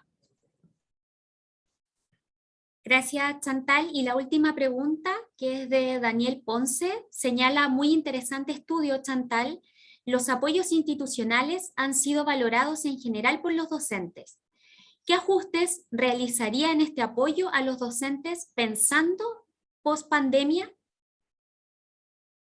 Sí, hoy día uno de los ajustes más importantes que tenemos pensado como Vicerrectoría Académica es acompañar a los profesores en proyectos y en asesorías en cómo incentivar la participación de los estudiantes ahora acá en clases. Cómo hacerlos que vengan a las instituciones de educación superior, que haya motivación, que haya mayor interacción en la sala de clases. La línea como de fuerte para este año, por un lado, va por eso, y por otro lado, potenciar estas tecnologías que vimos que sí funcionaban, y que a pesar de distintas edades, distintas áreas del saber, los profesores las ocuparon, y cómo entonces a esas sacarles mayor provecho en las salas de clase hoy día y para lo que viene especialmente el 2022. Bien, en honor al tiempo, te damos las gracias, Chantal, por tu Gracias a usted. ponencia y también por contestar todas las preguntas de los y las asistentes. Le damos paso ahora a nuestra última ponencia, que es de Violeta Fernández. Ella también es parte del Centro de Desarrollo Docente del equipo de evaluación y mejora continua y nos va a presentar su ponencia, que se titula Ciclo de grupos focales. Hablemos de docencia en tiempos de COVID.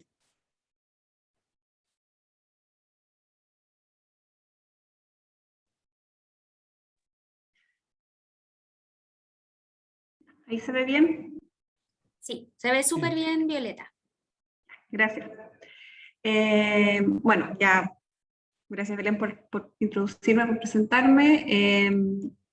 Lo que hicimos, bueno, este año, en realidad, después de todo lo que pasó el 2020, como CEDOC empezamos a notar que había una necesidad de los docentes, de los de las docentes, de contar cómo habían sido sus experiencias de docencia en la pandemia.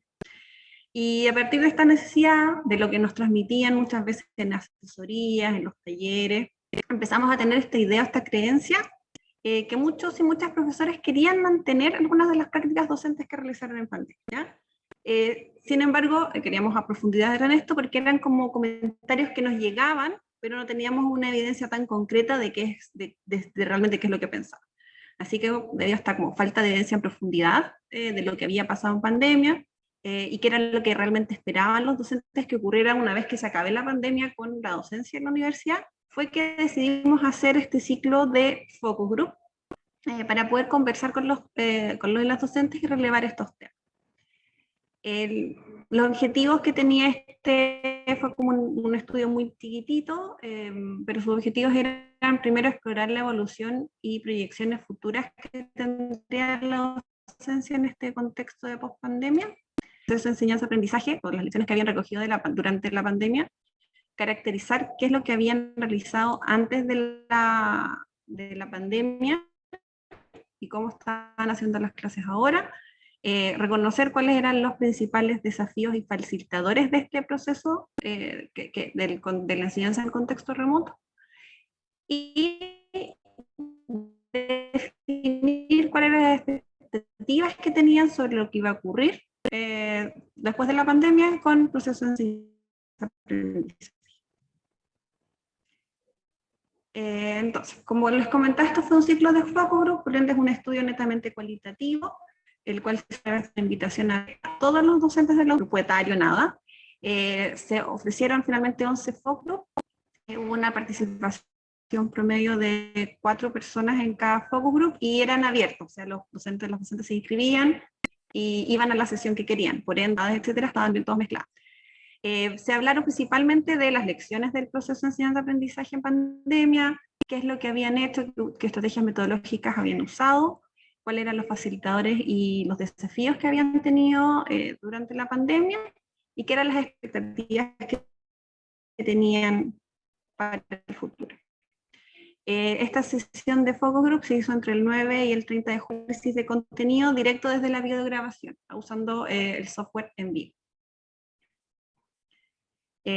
Finalmente llegaron 56 docentes de toda la universidad, principalmente llegaron del área de humanidades, en menor medida llegaron del área, o sea, lo que menos llegaron fueron docentes del área de ciencias agrícolas,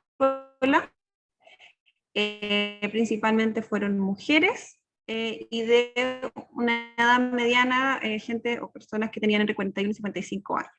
Ese era como a grandes rasgos la muestra. Y los resultados de este ciclo de focus group los podemos dividir en 4 muy grandes temas. ¿Cuáles fueron los aprendizajes que rescataron los docentes?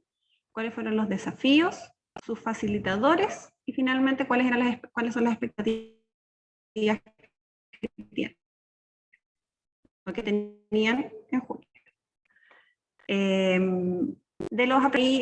Se pueden dividir en grandes temas. Primero, que fue lo profesional, y después hubo aprendizajes que los docentes percibieron en lo personal. De los docentes, de lo que percibieron en lo profesional, lo primero que destacan mucho es el uso de la tecnología, o sea, haber aprendido la tecnología, Canva, utilizar nuevas herramientas para la interacción, y sobre todo explotar estas ventajas que tiene lo online. O sea, aprendieron a usar la tecnología para promover el aprendizaje y destacaron algunas cosas que son muy relevantes, como poder tener invitados de otras partes del mundo a sus clases, en el sentido de que la tecnología está acortando las distancias, y también el poder grabar las clases para dejárselas a los estudiantes después. Vean que eran dos temas que apoyan mucho el aprendizaje. Y por otro lado, también hubo una reflexión sobre cómo estaban enseñando. Y ahí esta reflexión fue bastante profunda y generó efectivamente cambios en su docencia. Apuntaba tanto a los objetivos como a los formatos, pero aquí lo que más quisiera destacar aquí es que el formato del cual estaban enseñando cambió debido a esta reflexión, debido al momento en el cual tuvieron que presentarse, desarrollar su docencia. Uno de los puntos que más, como lo que terminó ocurriendo, es que señalan haber empezado a usar metodologías más activas. Ya dejan un poquito atrás esto de presentar, y ellos se indica que están usando nuevas metodologías en sus clases. Y por otro lado, hubo también mucho aprendizaje en lo personal, ¿ya? Con el concepto de que se humanizó el proceso de enseñanza-aprendizaje. Se humanizó tanto para cómo los docentes entienden y se sienten, o sea, como en el sentido de se dan cuenta de que es importante la vida familiar, es importante la flexibilidad, ya, y les queda como esa reflexión en que no es algo que hayan resuelto realmente de cómo poder abordar este balance entre la vida familiar y la vida personal. Y sobre todo lo que más destacó es la relación con los estudiantes, ¿ya? Entonces se empieza a entender que hay que abordar los problemas de los estudiantes desde la empatía, que cualquier situación que afecte el bienestar de los estudiantes repercute en el aprendizaje, y también que hay que aprender a respetar los tiempos que ellos tienen en sus condiciones en las cuales están aprendiendo. Entonces pasa a ser muy enfocado en cómo el bienestar de los estudiantes impacta el aprendizaje. Y por otro lado, también hablan de ciertos aprendizajes que perciben que tenían los estudiantes, ¿ya? O sea, ojo, que no es que los estudiantes hayan dicho cuáles son sus aprendizajes, sino es lo que los docentes y los docentes dicen que creen que los estudiantes aprendieron. También hablan por un lado del tema académico, y que en lo académico, si bien se cuestionaron en algún momento si es que estaban o no aprendiendo los estudiantes, pero la conclusión es que al final, a pesar de todo y a pesar de las circunstancias, sí aprendieron. Y hablan mucho de que percibieron un cierto desarrollo de la autonomía de los estudiantes, en el sentido de que ven que los y las estudiantes se dan cuenta que ellos tienen que ser los líderes de su aprendizaje, ellos tienen que investigar, buscar para poder aprender. Sin embargo, y se creía o se tenía la percepción que antes de la pandemia los estudiantes tenían una postura muy clientelar, es decir, de esperar que les llegue el aprendizaje, y esa postura todavía está, no es que se haya erradicado por completo. Entonces están como ahora un poco fomentando la autonomía, mantienen la postura clientelar, y hay una aspiración de los docentes en este sentido de que hay un esfuerzo conjunto, que finalmente el aprendizaje desde los y las estudiantes se entienda como un esfuerzo conjunto para lograrlo. Y también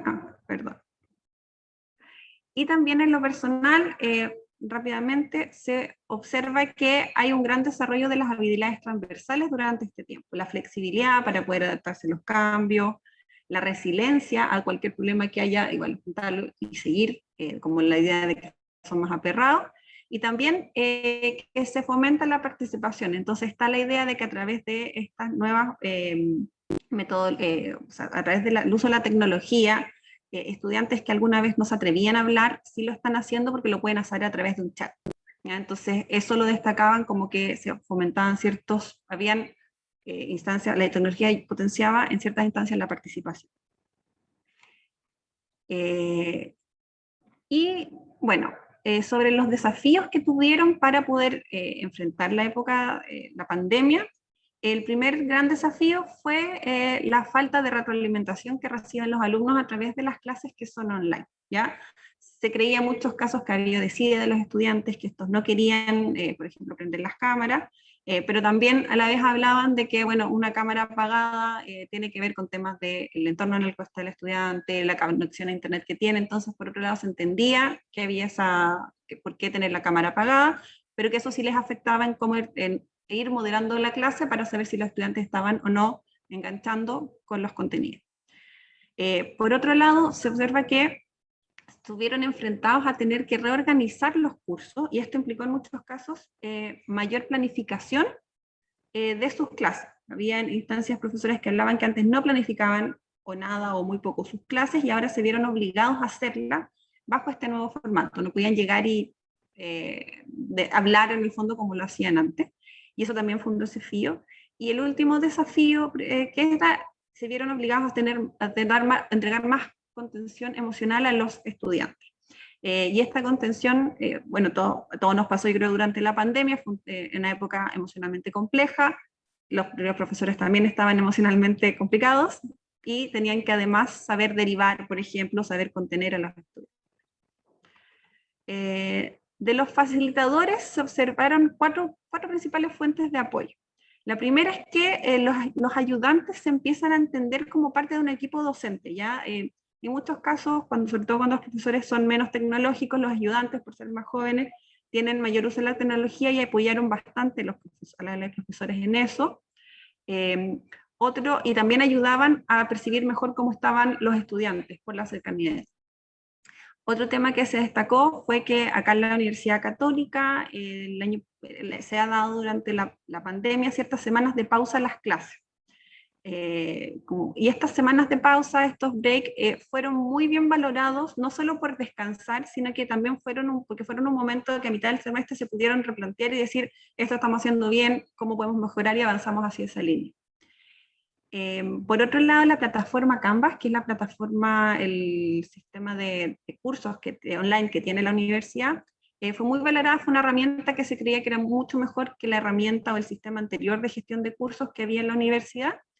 Y finalmente, todos los apoyos que entregábamos desde el CEDOC, a través de asesorías, talleres, etcétera, fueron muy bien valorados. Y fueron de hecho, casi como el 70% de los y las docentes de la universidad pasaron por el CEDOC el año pasado. Por otra parte, las expectativas, se hablaba mucho de una especie de cambio de paradigma del proceso de enseñanza-aprendizaje. Es decir, se cree que la pandemia obligó a replantearse, a reflexionar y a decir, movámonos hacia otro lado, no podemos seguir haciendo las clases como las hacíamos antes, ¿ya? Habían ciertos temas, los temas principales que tenían que ver con este cambio de paradigma es qué es de la tecnología que nos ofrece, la podemos incorporar en nuestras clases, y es por eso que se cree que había que avanzar a un formato blended, un formato mixto de clase, o sea, quizás cosas que se mantengan presenciales y rescatar esas cosas, pero las cosas que son tecnológicas, las cosas que incluso puedan ser online, también tratar de mantenerlas, porque fueron mejoras que vieron en sus prácticas docentes. Y por último, como lo decía antes, está esta expectativa de que los estudiantes sean más autónomos, que cambien esta postura clientelar que solían tener antes, la cual reciben de forma más bien pasiva los aprendizajes, y que sean líderes o más autónomos en el desarrollo de sus aprendizajes y en el curso de sus estudios acá en la universidad. Y finalmente, las reflexiones que nos generaron de este estudio,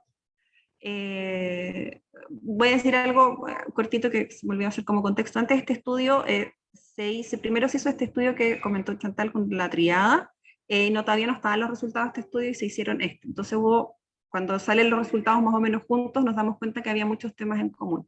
Y uno de los temas en común que hay es que era justo lo que pensábamos nosotros como CEDOC antes, es que sí, los docentes quieren mantener parte de las prácticas de docencia que desarrollaron en pandemia, o sea, no quieren volver por completo atrás, sino que se quiere incorporar lo mejor del online y lo mejor de lo presencial en un nuevo formato, ¿ya?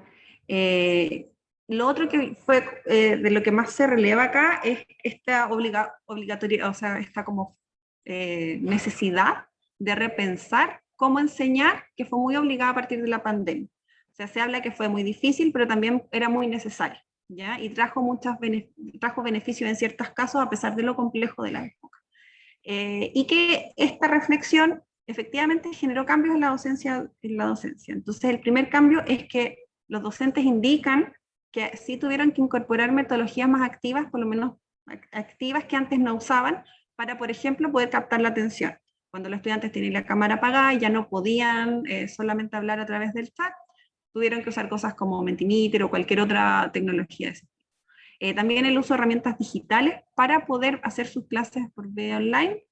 Y otro tema que también fue importante es que se tuvieron que reeducar en cierto punto las evaluaciones, ¿ya?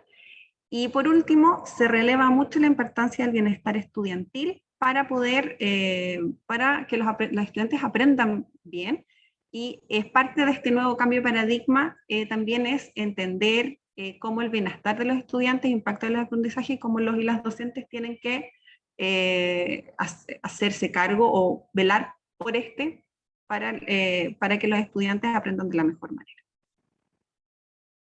Eso, muchas gracias. Muchas gracias por la interesante presentación de Violeta. Estamos atentos con Manuel a las preguntas o comentarios que puedan hacer, ya sea a través del chat, o también vamos a recorrer las cámaras para ver si es que alguno o alguna quiere hacer una pregunta abriendo el micrófono. Sí, aprovechar también el espacio, bueno, de agradecer a Violeta y a todos nuestros ponentes de esta sala, que les vamos a mandar un link respecto a todas las actividades que se vienen para estos días que quedan del seminario. Les estamos mandando ahí el link del evento para que puedan ir revisando el calendario también, y les vamos a ir comentando algunos otros elementos que puedan ser interesantes para que ustedes se vayan manejando todos estos días de grandes contenidos que vamos a tener en este seminario de innovación docente. No sé si hay alguna pregunta o alguna consulta, alguna duda que haya quedado del tema de Violeta, alguien que quiera activar su micrófono, poder interactuar libremente con ella. Ahí al parecer nos llegó una pregunta, Manuel, por el chat, si me ayuda a leerla. Sí, cómo no. Gracias. José Sepúlveda, muchas gracias, Violeta. Me gustaría retomar la pregunta de Daniel Ponce, que dejó en el chat. ¿Este estudio ha permitido proponer espacios concretos de apoyo o formación nuevas para los equipos docentes? Si el estudio nos invita a reflexionar sobre incorporar algún espacio formal para trabajar las emociones de los equipos docentes. A ver, en general, el área de formación el área de formación del CEDOC hace poco hizo un trabajo de ver cómo estos estudios, también un poco tomando el estudio que presentó Chantal recién, si estábamos como centro efectivamente entregando o abordando estas temáticas que surgieron como las más importantes del estudio. Y específicamente respecto al bienestar emocional de los y las docentes, ese es un trabajo que que no cae directamente en el CEDOC. Entonces es difícil que nosotros como CEDOC podamos hacer algo tan concreto. ¿Ya? Este es un trabajo que recae mucho más en la dirección de asuntos estudiantiles, incluso quizás en la dirección de personas. Pero sí se ha levantado el tema, se expusieron estos espacios, estos estudios, estos resultados en otras instancias, a nivel de la vicerrectoría, para ver cómo podemos abordar como universidad más en específico. Sin embargo, sí se está desarrollando un taller que tiene que ver más que la contención, más que como los docentes o el bienestar emocional de los docentes, sí sobre cómo los y las docentes pueden apoyar el bienestar emocional de los estudiantes. Ese es un taller que está hace poco andando, lleva poquitas versiones, se empezó este año y ya está, y se está trabajando en conjunto con Salud Estudiantil.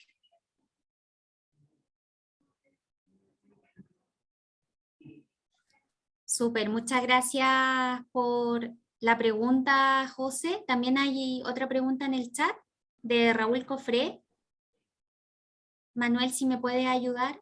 Sí, por supuesto. Raúl nos pregunta, ¿se dio que los y las docentes se mostraran reacios a asumir el acompañamiento emocional de los estudiantes como una más de sus responsabilidades como formador, quizás que creyeran que no les correspondía a ellos como docentes hacerse cargo de la salud mental de los estudiantes?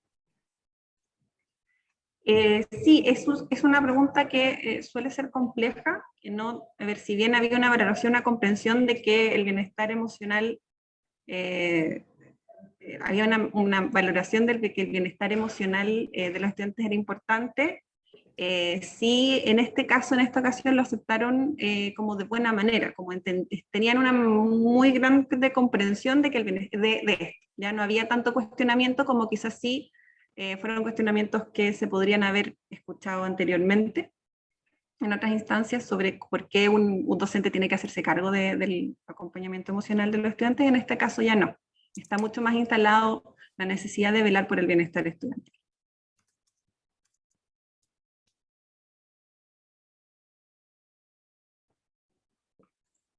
Sí, no sé si quedan algunas preguntas. Bueno, al parecer no, no por el chat, pero Violeta, agradecemos todos los temas que trataste y que compartiste con nosotros. Priscila nos estaba, bueno, agradeciendo y felicitando por el seminario, por todas las experiencias que han estado muy interesantes, y nos consultaba respecto a exposiciones o actividades. Ahora enseguida le estoy compartiendo un link donde vamos a tener todas las ponencias, todos los temas, todas las charlas magistrales que se vayan a dar durante los próximos días. Así que desde ese link van a poder revisarlas y además van a poder añadirlas directamente a sus calendarios, de su agenda, de sus correos electrónicos, para que no se les vaya a pasar, para que tengan ese recordatorio y les salte esa alerta y se puedan unir a tiempo, ¿ok? También los vamos a invitar a que puedan visitar la feria de stands que vamos a tener abierto a la comunidad que participa en este seminario a través de unos links que vamos a compartir enseguida a través del chat, y en esos stands van a ver algunas trivias, van a ver algunas consultas que se les van a ir haciendo, donde ustedes van a poder ir recopilando las respuestas y donde van a poder ingresar esa respuesta a través de un formulario, donde van a poder entrar al sorteo y al premio de una gift card con $100 para poder ocuparlos directamente en Amazon, ¿ok? Así que les vamos a compartir enseguida esos links y esa información directamente en el chat para que ustedes la puedan tener y que puedan estar presentes ahí. Belén, si nos puedes comentar quizás de alguno de los stands que vamos a tener en la feria. Sí, por supuesto. Bueno, a las 1 de la tarde viene el horario de almuerzo, pero después ustedes pueden visitar la feria que les mencionaba Manuel, en donde podrán recorrer distintos stands, como por ejemplo las comunidades de aprendizaje, también el stand de aprendizaje-servicio, también el de experiencias innovadoras, de espacios innovadores de aprendizaje, o aquel de transformación digital de la docencia, herramientas para la mejora continua de la docencia, modelos de asesoría, Canvas, etc. Todo eso son los nombres de los stands con los cuales se van a encontrar en la feria virtual para que ustedes puedan visitarlos. Y bueno, también les damos las gracias por haber participado en esta sala, donde sin duda se han abierto varias puertas sobre estas temáticas que han abordado y que por supuesto están en coherencia con la exposición que tuvimos en la mañana de Eli Teobald, para que ustedes también vayan profundizando a través de estos días y sea un espacio de aprendizaje también a partir de este seminario de innovación docente. Manuel, si quiere agregar algo. Bien, solamente sumarme a los agradecimientos a todos los ponentes y las ponentes en esta sala de aprendizaje en época de pandemia. Sin duda seguimos recopilando aprendizaje y esto no para, es como una ola de nieve que no tiene fin. Así que muchas gracias por todo y los esperamos en la feria virtual. Así que muchas gracias y que sigan disfrutando también y aprendiendo de este seminario de innovación docente.